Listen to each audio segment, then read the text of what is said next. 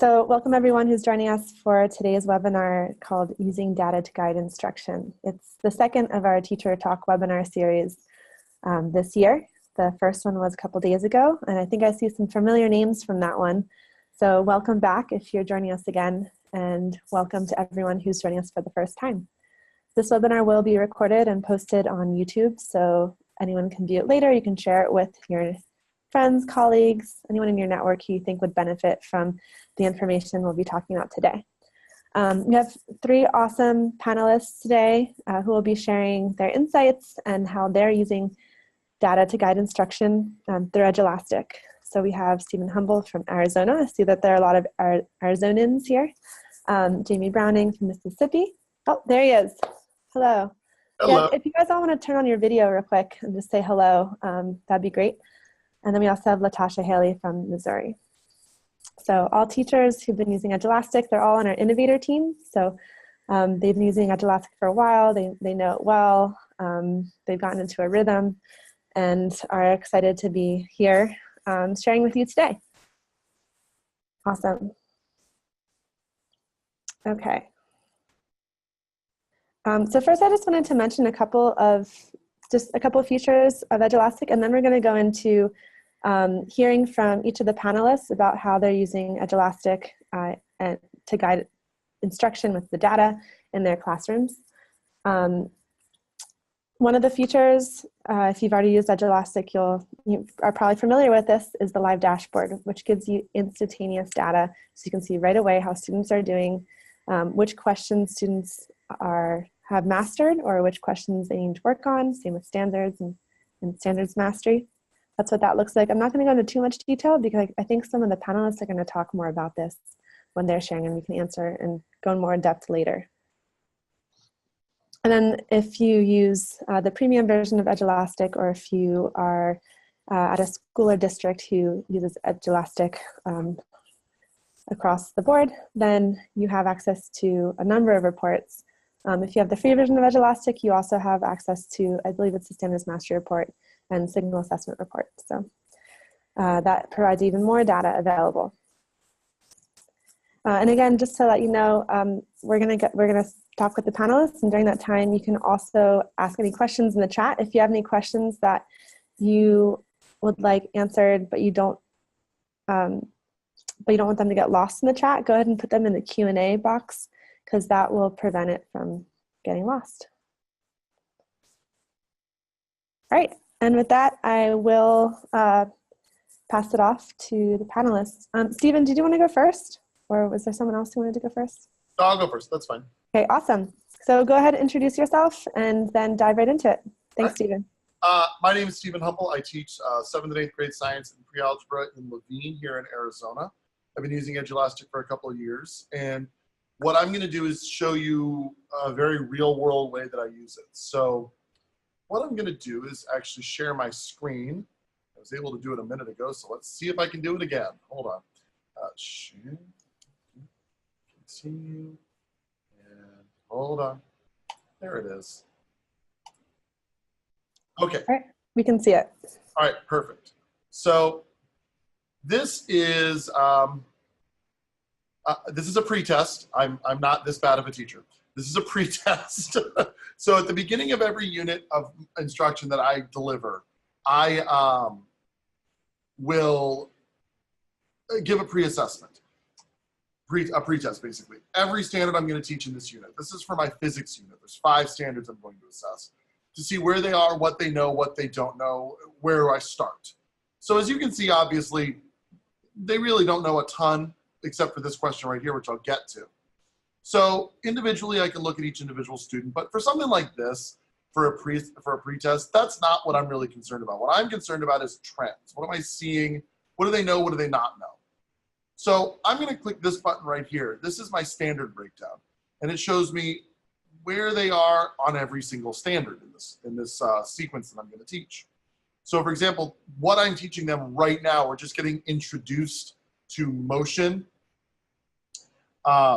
So we're getting introduced to that. We're about to start with velocity, which is S5 C2 P01 in Arizona. Demonstrate velocity as rate of change of position over time.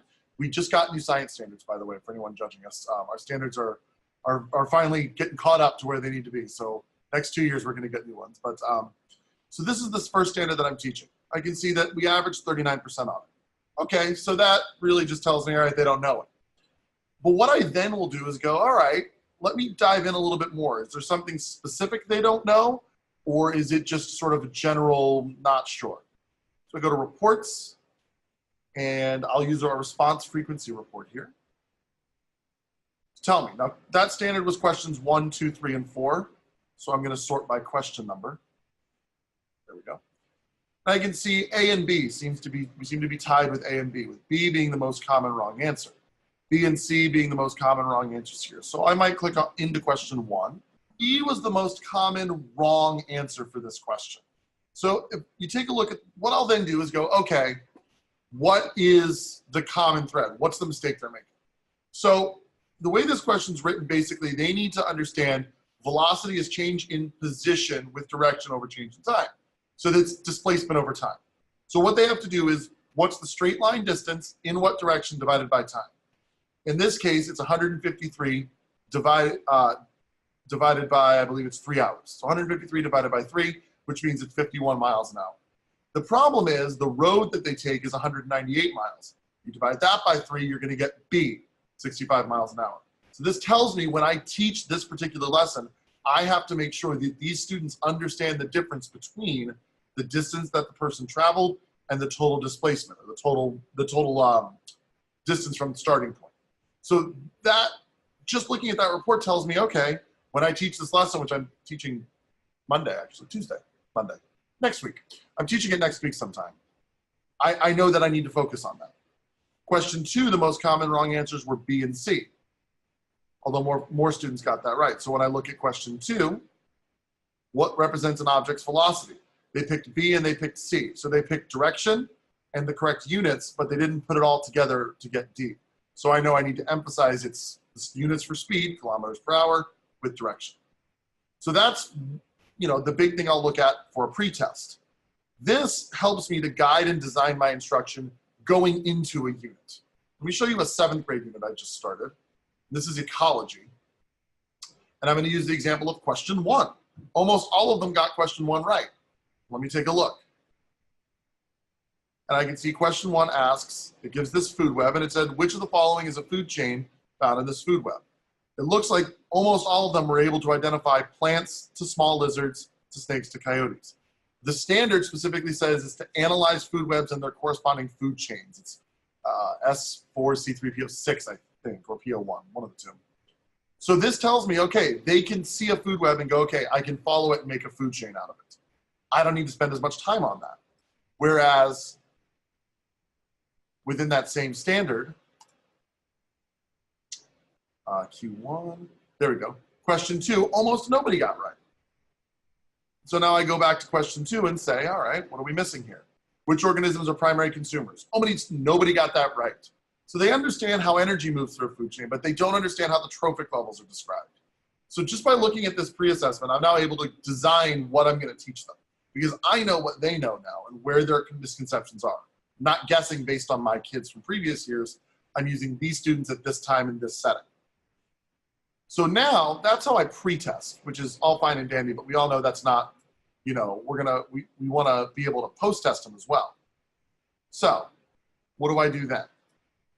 Well, let me show you. Okay, so let me give you an example. This is a quiz I gave last quarter covering earthquakes.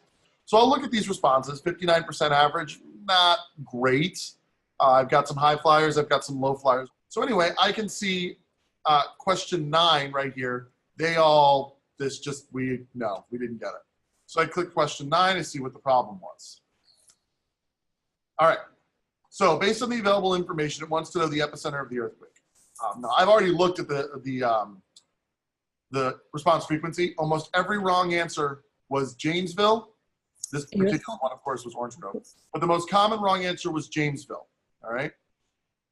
The correct answer is cannot be determined with this information, because to determine the epicenter of an earthquake, you need 3 monitoring stations, not 2. Because the earthquake could be here or here. So the correct answer is G. The problem is they all missed it, which means they didn't get this. So by looking at this after they take the quiz, their warm-up the next day was a problem exactly like this. And then we walked through it step by step by step. So by being able to get this information right away, I'm able to then fix the misconception that a lot of them might have. This, without knowing that they all were all over the place or picking these two, there's no way I'd be able to actually fix that. So let's take a look now at a chemistry quiz I gave. Now this one makes me look great. These kids did phenomenal on this. But when I take a look at it, I'm looking at question 15, one question that a lot of us did not do well on. So again, I click into it.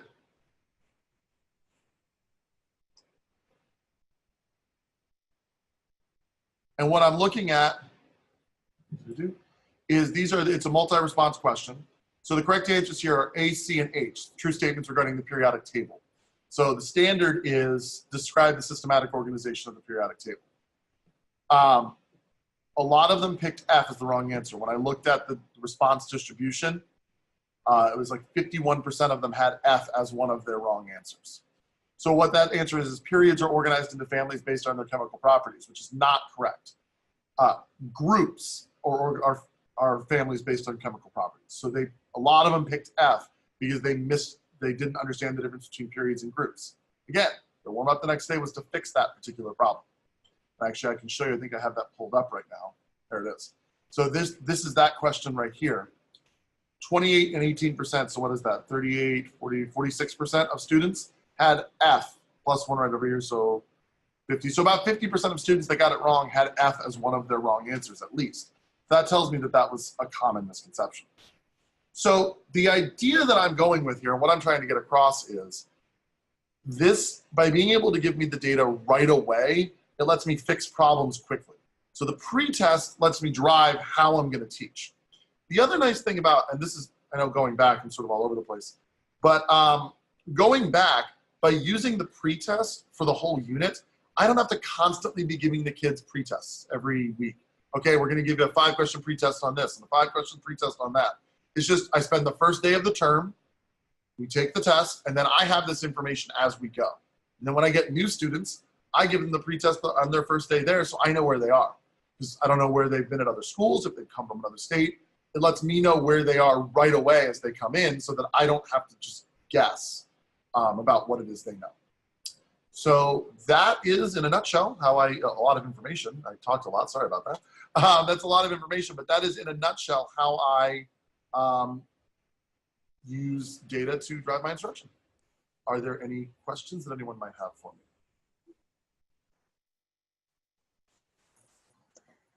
If anyone has any questions, you can go ahead and enter them in the chat. That was a great overview, and I like how you're using those misconceptions to help guide what you're going to focus on right away the next day. So you just hit it on the head, whatever needs to be taken care of. And that's the biggest advantage that I have with using any type of digital assessment, especially Edulastic, is you get the information right away. The longer, it's not even like, part of it is the kids get grades faster. That's great.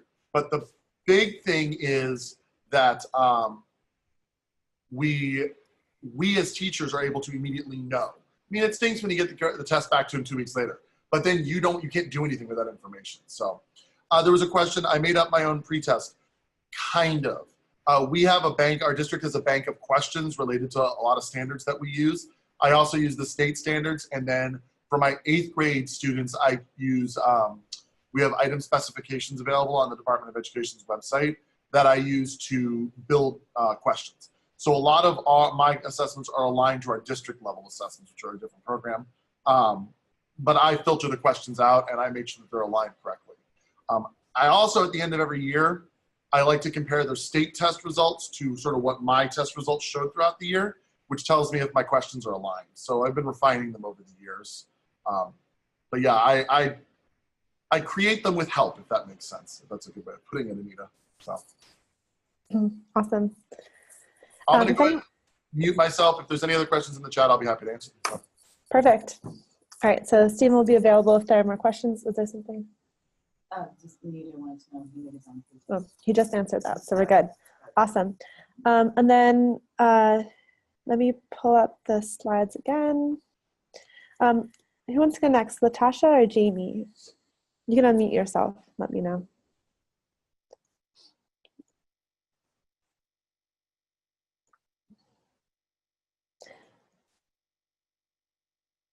Hey, I'm sorry. I can go first. Or No. go.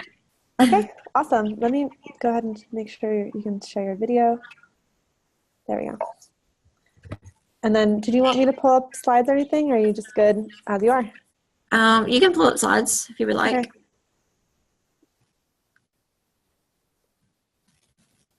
Okay.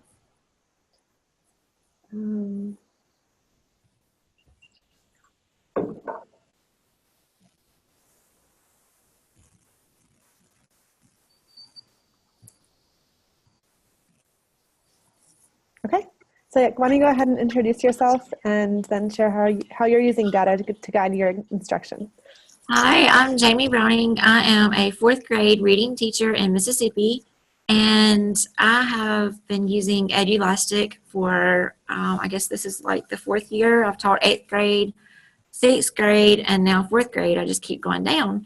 So I have been using Edulastic, and I'm a numbers person. I know I teach ELA, so that's really strange, but I'm a numbers person, and I really like to see how my students are progressing throughout the year, because I don't want to wait until that state test and then get bombarded with what's taking place in the real world with them. So anyway, I uploaded some of my data and some ways that I use this information from Edulastic to really help. And I just want to kind of throw in, I've used a ton of different websites, and this has been the only website that I have found that is really aligned to our state test, the MAP assessment. If any of you have that assessment, I know they have all different types throughout Edulastic. So let me see about my screen, my slideshow.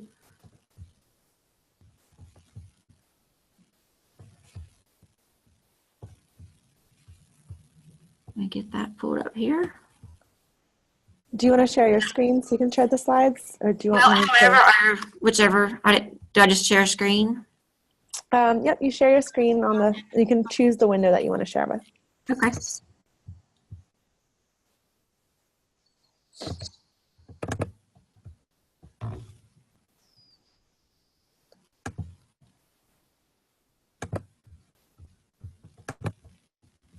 Okay, so let me go to, here's our map assessment. I just threw this in so we could kind of see the levels. You know, we have 1A, 1B, 2A, 2B, so forth until level 4 and 5, in which our ultimate goal is to get everyone to a level 4 or level 5.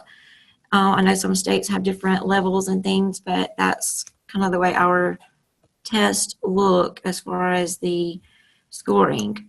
And then I have my class board here that just shows how I've been using it some with my fourth graders.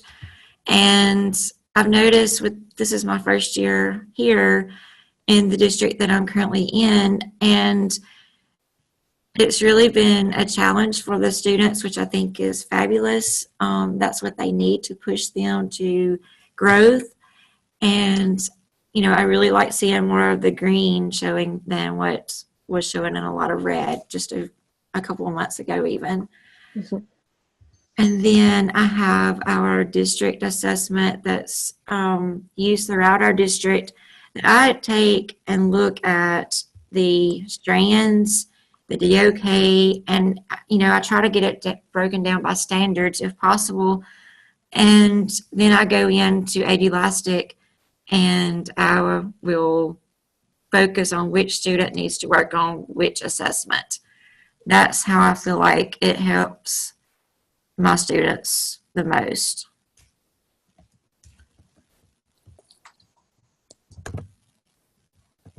So whereas this student has more green than red in their responses for this is a MAP practice test that I have given my classes. And this is just one class that I'm showing, but it will kind of give you an idea here how the different students are progressing. Some are doing well on certain questions, some are not doing so well. So that's what I really focus on. Does anyone have any questions? I kind of kept it short and sweet.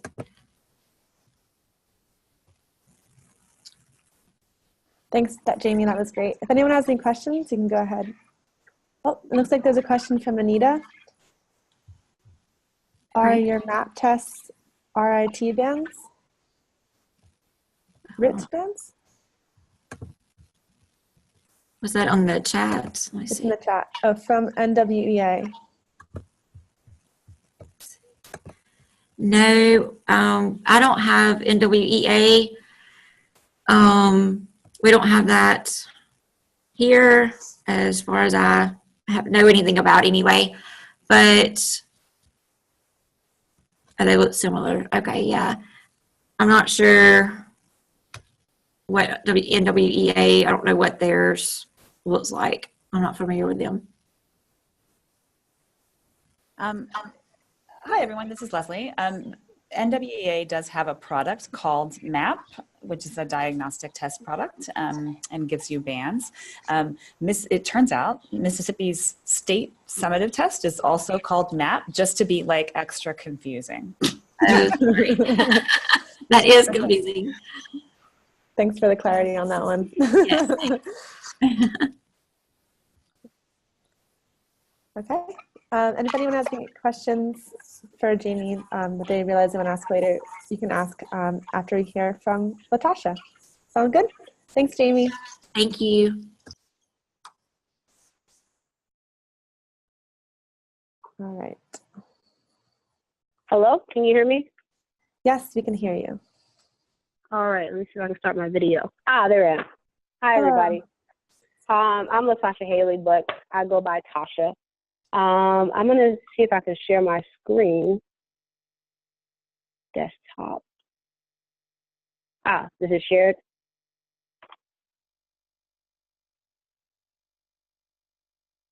Okay. And I have put together just a few slides to show you. So similar to Stephen, I do 3 forms of assessment.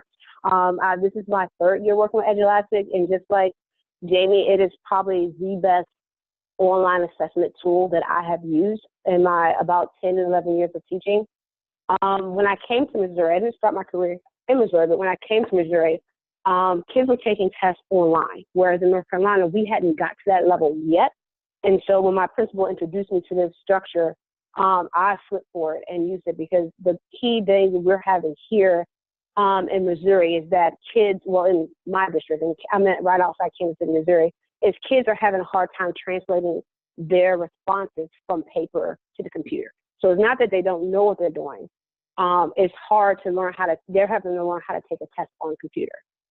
So I do 3 types of assessments in Edulastic, and the first one is a benchmark, which is similar to Stephen. It's a pre-test, but it's for the whole quarter, I would say, about a good 6 to 8 weeks of the year. I think of everything I'm teaching for that year, and then basically it's just for me to see what they have learned. Some of the things is what they've learned from that quarter, and then so I put some new things previewing what things they have done, what they're going to attack. So it gives me a good basis of how to group my kids for my small group instruction. And then the next type of assessment is when everybody gives a unit assessment, and that's basically all the content that we learned in that unit of math.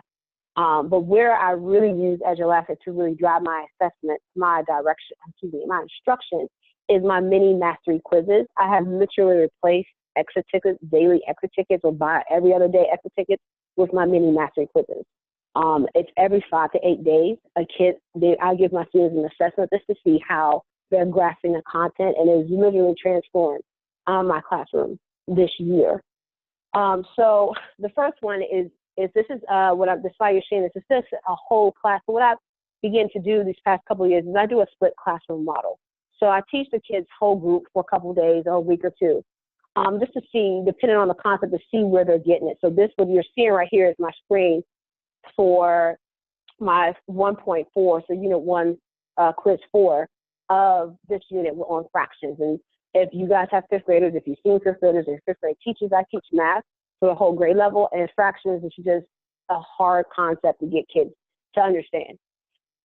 So after looking, this is just one of my blocks. So after looking at this block, I was able to look at my assessment and basically pull out the kids who are struggling with it. So if you look at the kids that's focusing on the red here, here, here, I was able to pull out 8 students who were like really still having difficulty with this strand. And then if you look at the top across the question, just like Stephen, I'm able to look at to see what question kids are struggling with the most. So once I looked at this assessment, I then went into the actual assessment and then pinpointed, clicked on question number 5. And I'm the type of teacher, I like to see what the answers are they're doing. So I'm looking at the work, and I knew this question when I put it on the assessment was going to give some kids a struggle because we were struggling with simplifying fractions anyway.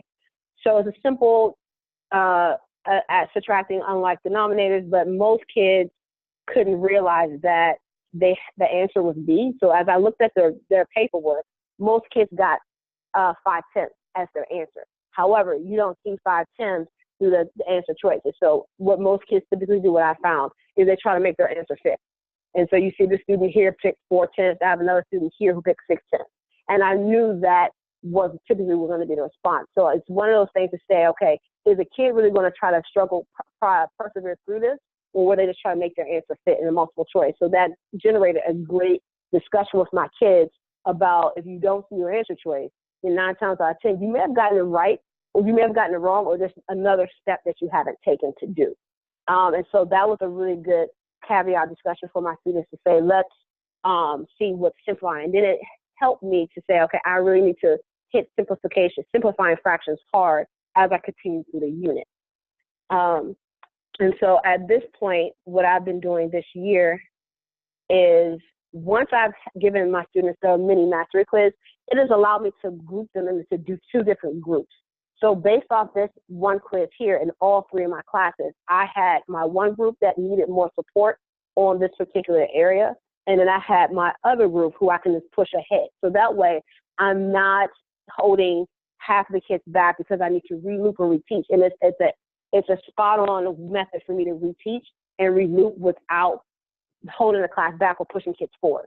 And so what my group 1, I continued on with the next level of that concept. Whereas my group 2, they were I retaught that concept in the context of my class. So what I do is I have an 85-minute block. And so for the first 25 minutes or so, I work with one group, and then I get them started on their work, and then I pull the other group and I work with them. And I found this method to be really effective because my students really like it. My kids who are lower typically enjoy being pulled in a smaller group because they feel more comfortable to ask questions, and they also feel more comfortable to say, I don't get it. And I can actually pinpoint, and within that group of smaller groups of my kids that are not getting it, of the 17 kids who took this quiz, 8 of them were struggling with it. I was able to then fraction them off into 2 separate groups where I had 4 of them who were getting struggled on steps 1 and 2 of finding common denominators, where the other kids were just making careless errors. So I was able to even further differentiate within that smaller group. So after about a week and I have another 5 to 8 days, they retook the quiz. My group 1 took their quiz, and then my group 2 took their quiz. And so as you can see here, some of these kids who struggled across, I gave 2 sets of it, so I'm only showing you 1 set. But out of the 8 kids who did not, I had 5 who were able to be pushed back and they were able to go into group 1. So it really took my kids from 7 out of 17, which I had 47% of them not being able to understand this concept. It shifted to only 3 out of 17. So I was able to move 5 kids on to group 1, and I was able to even further work with my smaller group of group 2. And so that's how I really like the real-time feedback that I get, because instantly, and my students love it, because instantly I release these scores to them immediately, and they can see what they're doing wrong. And I love the fact, the feature where I can give them instant feedback. I can literally type feedback and say, oh, you rushed this, or it tells you to leave it improper, and you put it into a mixed number. And the kids really enjoy seeing their feedback. And instantly they're like, can we retake it? Because I build in the whole method of, you can retake the test as much as you want until you get the grade that you want. So it holds them accountable as well as me. And they like getting data at 10. And so if I fast forward to the end of our unit, because I had basically kids going on two planes, essentially, I had group one who was kind of getting all the steps ahead of time, and I had group two who was I was bringing up the rear because I was teaching on their level. I actually also, for the first time in my teaching career, created 2 unit assessments. So I was able to scaffold and differentiate even my unit assessment in that. Whereas my group two needed some more support, and I put some more scaffolds for them. My group one took the version that I had created prior to the unit. And as you can see, these are my group one students. For the most part, most of my students were successful. And I will say in the 2 years that I've been at this school, in the 3 years, this is my 3rd year I've been in this school, this is probably the most success I've had with adding subtracting fractions for unlike denominators with 5th graders to date. And so I had a huge success. This is just one snapshot of one of my classes. Whereas I had some kids who were still falling in the 60% range, and they struggled there. But the bulk of that were kids not understanding how to subtract mixed numbers with regrouping. So that was the struggle in group one, where they didn't really understand how to subtract mixed numbers, where they have to regroup in order to subtract it. But if I go to my group two, the success is there, and I'll try to put arrows there, is that I had, of my kids who were low, these 3 students, black pink dice and black film and green frame, were kids who struggled out the gate in that first quiz. But by the end of that unit, although they don't have a 70% or higher, some of them don't have a 70% or higher, those kids were on track had I not differentiated my instruction. They were on track to maybe get a 40 or a 50% proficiency. So these kids were able to then really ramp up the level. And the one question that we struggle with, I didn't show it in my other screen, is adding or subtracting 3 or more fractions. So it's one of those things where I enjoy using this system because I can pick and choose my questions. I can add questions. 90% of the time, I'm going through Edulastic question bank. There's about 10% of the questions I either create or I bring in from my district.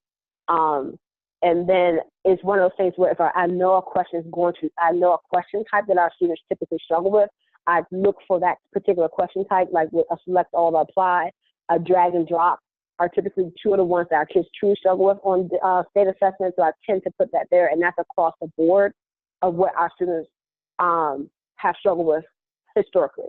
And the one thing I can say past this is that I've really enjoyed having real-time data leading up to the state test. Every year I give it's ironic, Jamie's state assessment is called the MAP, so is Missouri. It's a Missouri assessment, something, performance, I don't know the actual acronym, but it's also called the MAP. And I did have that misconception because in North Carolina we did do the NWEA. But leading up to our MAP state assessment, I know exactly what kids I know for confidence, like these kids are passing, who are going to get proficiency. I know these kids are my bubble kids, and so I really push hard to work with my bubble kids. And every year, for the past 2 years that my data has come out, I have literally been spot on with our proficiency percentages, literally spot on. So that's where I truly enjoy this system, because it helps me keep track of the data, and it helps me really make sure I'm giving intentional instruction and hitting the kids' needs where they're at. So with that, does anybody have any questions?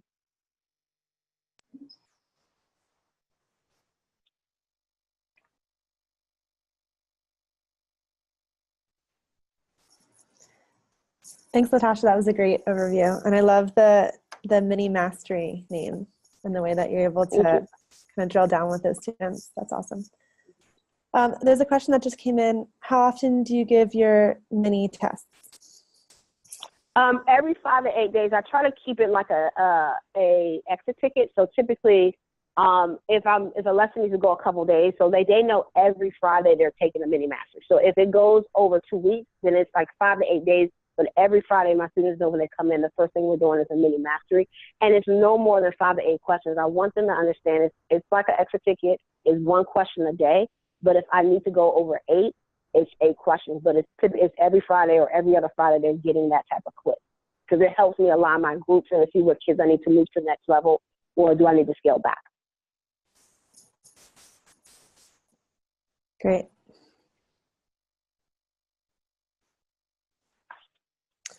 Okay. Oh, another.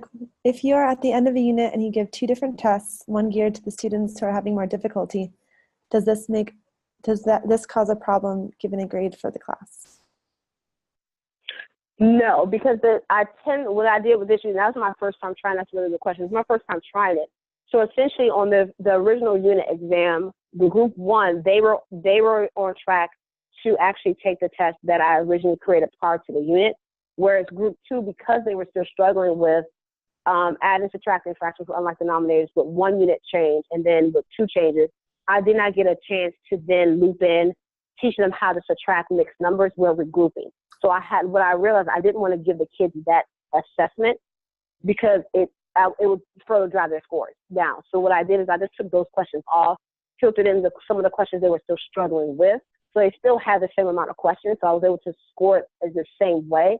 But the difference is it just had one concept off the test. And within that, I've been able to reloop that in my small group. We have a dedicated small group time in our district. So I've been able to reloop that with those kids so they're not behind. So it was one of those like catch-22s. Do I push forward? Do I not? Do I put it on a test to see if they can attempt it? And the reality is I don't want to give something that they can't attempt. So I was like, I'll just reloop it in my small group. I'll introduce it in my small group. And then that way we'll continue to be working on that without having a kid seeing some new content that they've never been taught before. Does that answer your question?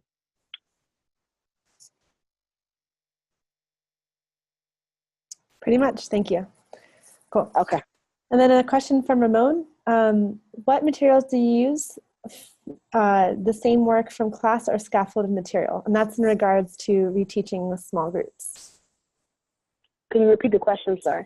So she asked in the Q&A, what materials do you use? The same work from class or scaffolded material? Good question. I use scaffolded material for my small groups. So I typically take the questions that they're going to see. I want to give them as much feedback as possible with the questions they're going to see on the assessment. But for my lower groups, I typically scaffold it back. So what I did, for example, what I did for kids who were struggling with the different steps of finding a common denominator, I broke it into a 4-box process where they had to go through each of the boxes to get to it. So for 2 days, I focused on, all we had to do is identify a common unit. That's all. We didn't add, we didn't subtract. All we were focusing on is drawing our pictorial model and identifying a common unit. Once they got comfortable with just identify a common unit, then I built to the next level. Okay, now that we can identify a common unit, let's change that fraction. And then the next day was like, okay, let's change it. Let's identify, change, and then add or subtract. So it's one of those things where I try to scaffold it back so that I break it down, so then I can build it back up so that they can do it all in one full swoop. So that makes sense.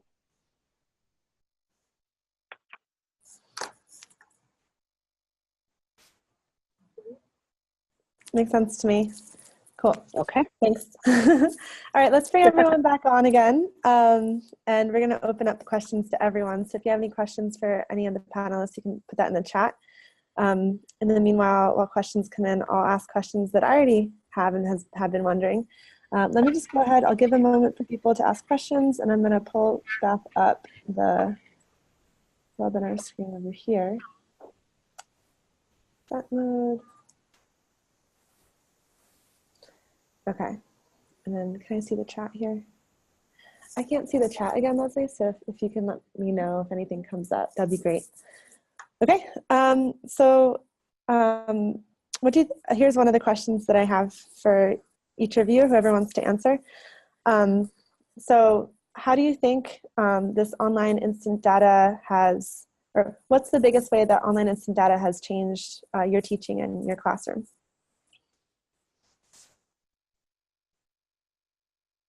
Well, for me personally, like I mentioned in mine, being able to immediately adjust instruction. You know, my school, for example, has moved to standards-based grading, so we don't even do grades the way we used to anymore. And it used to be when we were in school, it was you took a test and that's your grade and we just move on. That's not how it is anymore, nor should it be. If I'm giving a test, it's because I want to see where they're at and make adjustments. It's not just because it's time to put something in the grade book. So by being able to get immediate feedback, I'm able actually to do something with it while still having a life, because I have 151 kids this year. I can't spend all my time grading papers. So I'm able to actually get good information quickly, which is my biggest benefit. So.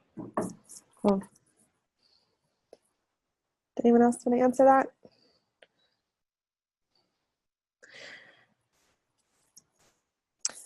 Okay, my next question is, we heard some great information about how you're using data in your classroom and to guide instruction right now. What goals do you have moving forward, working off of what you're doing right now? Is there anything that you're working towards, or does your system work pretty well and it's easy to implement each year? If you could talk a little bit about that.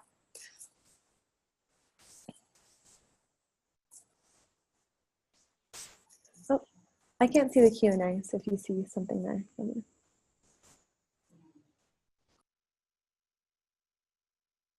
There's a question in the Q&A about working with essay or open-ended questions. One thing that I've done, and I've given open-ended questions before, is being able to, it's a little bit harder with open-ended questions, obviously. If you have the premium version, there's a rubric you can use, a rubric tool, which is nice. But it is very, it is a little bit more challenging, but it does allow you to sort of see, if you go through the questions, like the answers, the responses by the students, you can sort of see their thinking.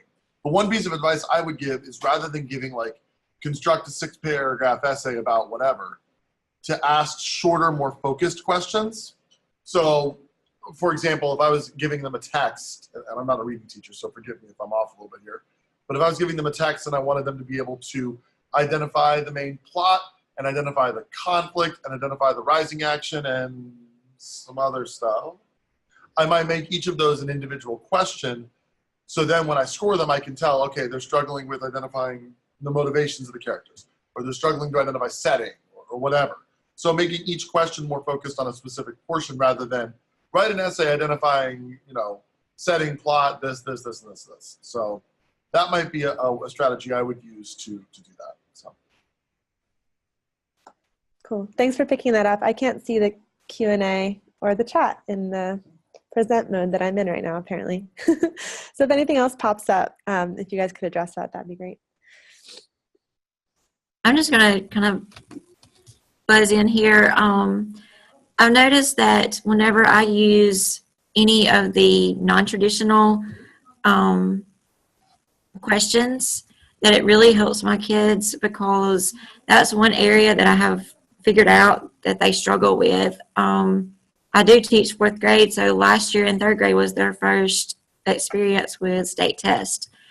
But not being familiar with the formats and not taking computerized tests, I do feel like that getting all of those open, you know, you can have open-ended questions, but those different drop down, drag and drop, those different types of more advanced questions, or technology-based questions, I guess would be the better word for it, would really benefit the students. And so that's what I try to use whenever I'm giving assessments. Cool. Something that we had one of our innovator team members talk about, how she used the data that she picked up from her ELA students to create student groups as well. So based on how students are doing, you can use that to find out which groups you want students working in so they can support each other. Another question from the audience, from Christina. Have you used Edulastic to instruct? Do we need a little more detail about that? What that question? One thing I can just tell you personally, I try to use Edulastic only for assessments, like that's going into the grade book, because I do want kids to take it, I don't want to say take it seriously, but I want them to get the practice and understanding when we're using this software, we are, you know, that there's certain rules and norms that apply. We're Google Apps for Education School, so I use Google Forms for like real short and quick assessments, or like homework assignments or things like that. Not homework assignments, I don't give homework, but like practice assignments. But when it comes to using it to teach, I use it purely as a feedback tool for myself. I mean, there's nothing that says that you can't, you know, use it to teach them how to do certain skills. It's just, I don't think it's necessarily what the software is designed to do. That being said, it's super flexible, so you could really do whatever you wanted to with it. But that's just my personal preference. So. That's a good question. We had a chemistry teacher come on last fall who was talking about how she uses it for her labs, and that is those are graded labs. So those are things that do go into the grade book. But yeah, if you're trying to use it for a casual assignment or a worksheet, you'll have to think about how you want your overall assessment reports and everything to look like, because it all goes into that.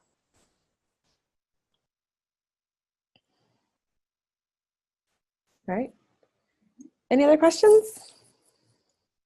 Okay, thanks everyone for joining today. And I want to say thank you again to our panelists, to Jamie, Latasha, and Stephen, for joining us and sharing how they're using Edulastic. I think it's so helpful to hear what's going on the ground and the practical uses that you have for it. And I know that other teachers hearing from you, it makes a difference for them so they can better visualize how they can use it in their classroom. If anyone has any follow-up questions for them, feel free to shoot an email to me. We'll send you a follow-up email once we get the video posted on YouTube.